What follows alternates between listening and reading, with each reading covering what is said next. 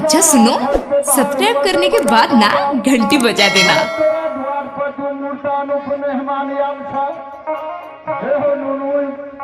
ऐसे देर से आवाज लगावे छी अपने दरवाजा पर किया ना आवे छी छनी बगरिया हां बोला देख छी दुआर पर आवाज लगा रहल छै ए हां पुलिस दादा खेलाय छा ना हां पहले हमर दादा तकर बाद चल दिया तो हर कल जा दे बता हे रे रणजीतवा सीन नहीं हमारे राजवार छियै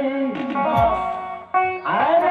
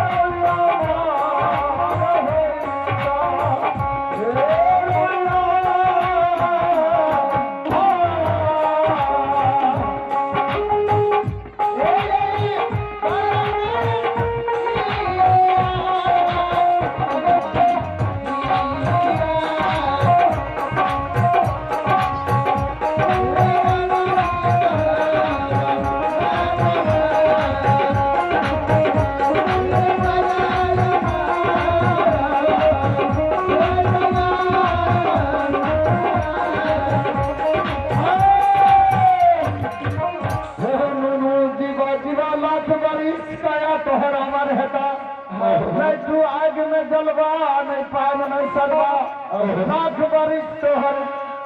आयु था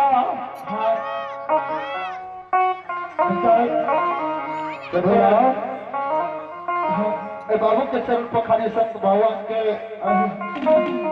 क्या ब्रह्मण भगवान के समान हो सरकार दरबार में ब्रह्मण बाबा लिखिन है